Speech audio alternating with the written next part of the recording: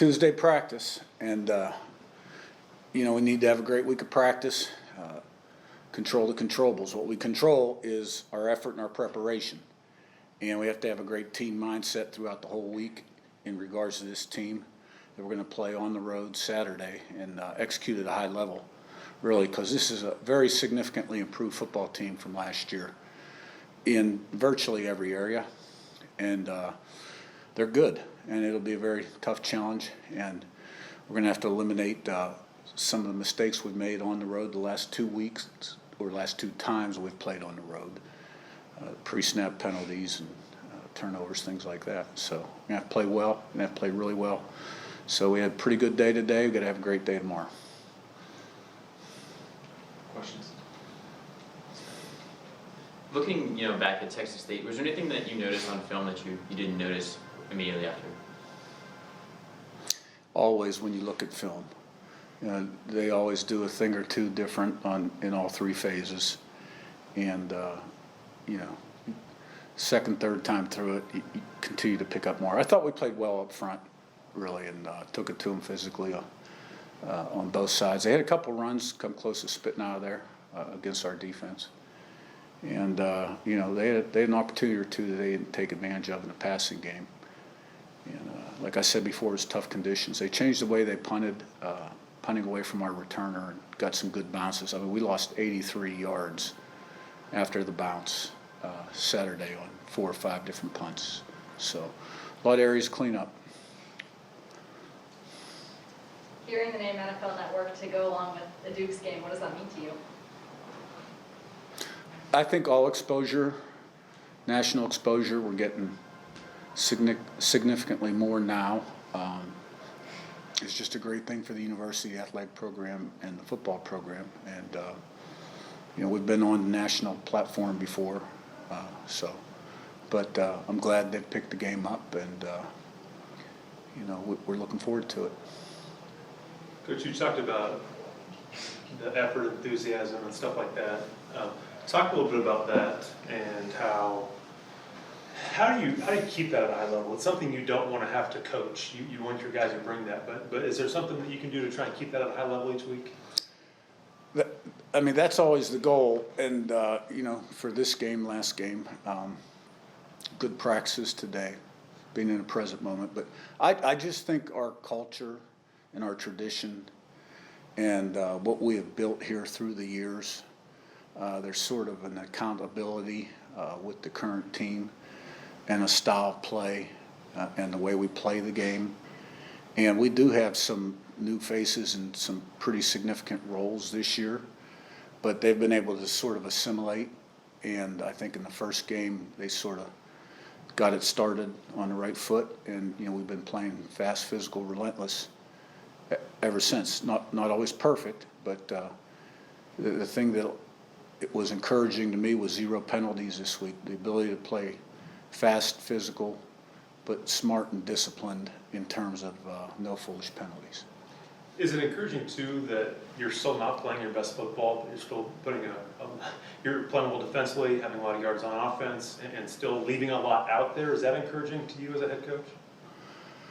Well, that can be looked at 2 ways, but I know our best game is still out there, and every week you want to play your best game. We're going to have to play our best game this week, and we're going to have to play with poise and execute and go out there and have fun doing it.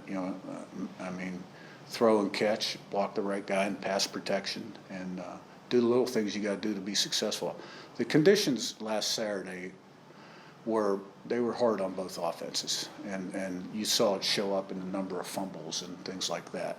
So it's supposed to be a nice day down there Saturday night, about 68 degrees is the high, I believe. Probably be a little cooler come kickoff. So we're looking forward to it. Do you have any relationship with Coach Jones? Not real close. I remember him when he was at West Virginia. We may have talked a couple times, maybe about a transfer or something in those regards. And have gotten to know him a little bit at the Sun Belt Media Days. I have a lot of respect for him and what he's accomplished in his coaching career. I believe Central Michigan, if I'm not mistaken, Cincinnati, maybe Tennessee.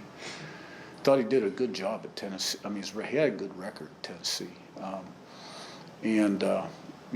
he's bouncing back, and what he's done from year 1 to year 2 with the Arkansas State program is pretty incredible in terms of what I see on tape in all 3 phases of the game compared to last year. And he's added new faces. They're more talented, and they're executing and playing with more discipline and grit. You said yesterday that Arkansas State presents a tremendous challenge. I guess, what about Arkansas State presents that type of challenge? They're a good team. They've got a good quarterback. Given time in the pocket, he'll find the open guy and he'll get him the ball, and he can throw it a long way. He make all the throws, and they got skill guys. They got fast, quick skill guys. Running backs are fast, quick. Tight end is fast and athletic, and they've got a good scheme. They do some things similar to that we do. You'll see a lot of motion, shift. Some of the pass concepts are the same. Run game, very similar. On defense, they're really quick. They're not the biggest in the world, but they're quick, and they match patterns really well when they're in zone. You're going to have beat man coverage basically, because when they're in zone, they're going to press the outside receivers and pattern match everybody else. And so you got to beat a man.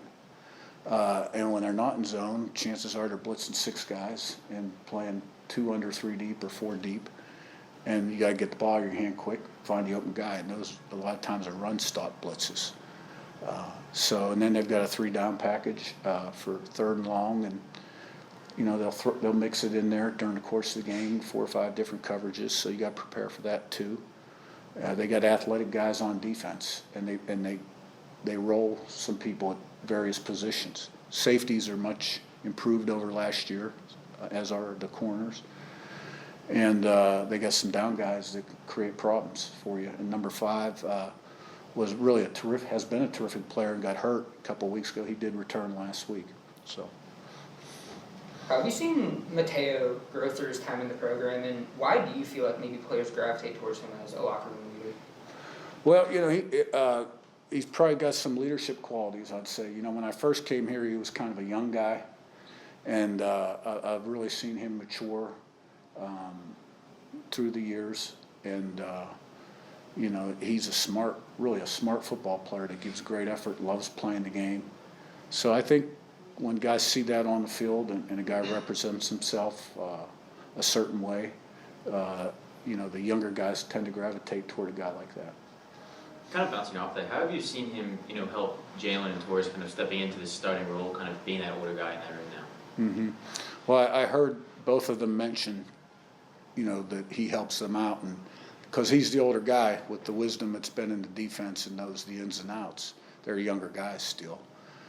And he also can help them in terms of the day-to-day things you got to do to be ready to play and be successful, consistency and performance, things like that. So I don't see it quite as much. I spend most of my time on the other side of the ball. Coach Haynes probably sees that quite a bit, but I'm not surprised to hear it.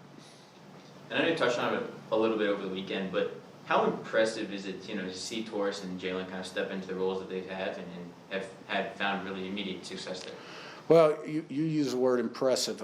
I'm sort of, I would use encouraged and excited to see 2 young guys that we thought really had potential. And Torres overcame 2 knee injuries, one in high school and one in the COVID fall where we were in spring practice, very significant knee injuries. So he's had his ups and downs, and he's had to overcome a lot. And Jalen, he's had a couple injuries too, but we saw a lot of promise in him last year. He's a year younger than Torres. So to see 2 young guys get the opportunity to start and play virtually significant snaps and make the plays they're making really makes me happy for them, and makes us a better team and tells me we're recruiting the right guys. And but those 2 guys, they are so deserving of playing well because of what Torres has had to overcome, and Jalen's overcome a lot in his life too. Kind of talking about players that are starting to show some promise. You talked a lot about Zach Horton and Drew Painter showing a lot of promise at the beginning of the season, particularly with Zach and the energy that he brought. How have you seen that kind of continue on throughout these first 4 games? They've been very consistent players for us, and Horton's a young guy too, true sophomore, and has a really good future. And Painter's kind of an older guy, and now we got Noah back too, so we've got a third guy if we need to rotate a third guy in there right now. So, they're doing a really nice job in the run game and the pass game. They're both really smart too, so you can throw a lot at them. And, the more you can do, the more you can do. They both ranked in the top 5 run blocking tight ends in the country right now. How much easier does that help open up the run game having 2 tight ends that can, jump on the line of scrimmage and block pretty well? Well, if they're in the top 5 based on somebody's rating that I'm not aware of, then it must open the run game up pretty good. How can you tell that a player is, battle ready, especially if it's a younger player? Is that in practice or? Yeah, I mean, we practice a lot and we watch the tape and study it and analyze it and evaluate how guys perform and so the guys that are cut above jump right out. You see the talent and the potential right away. And then it's just a matter of do they do it day in, day out, and the best ability sometimes is availability. Can they stay injury-free and on the field? Absolutely, and when looking at Jalen, was there something specific that you saw in him before the season? Like, could you have seen that he would have a season like this so far? We saw that last year from him. He was a special teams demon last year for us. He was tremendous on special teams. Just didn't get the opportunity to play because Tucker Dorsey had been in the program a long time, knew the defense better. Explore the great outdoors with the all-new Charlie Oball RV and Outdoor Superstore. You've got to see it to believe it. Come shop our mega showroom located off I-81 and I-64 in Stanton. Hundreds of new and pre-owned campers of all sizes in stock and ready for making memory. New campers like this Keystone Hideout starting as low as $175 per month. It's the only store you need to visit for the latest deals on fishing, hunting, electric golf carts, electric bikes, and all the best outdoor apparel. Visit CharlieOballRV.com or stop by and start camping. And God bless America. Hello, Queen City. Direct jet service to Charlotte on Contour Airlines takes off from SHD starting November 1st. Our new airline partnership will enable Valley travelers to make seamless connections beyond Charlotte on American Airlines, along with smooth baggage transfers to your final destination. With the highest level of customer service, plus all leather seating and expanded legroom in every row, you're in for VIP travel experience with Contour Airlines. Visit ContourAirlines.com to book your next flight and experience the SHD difference.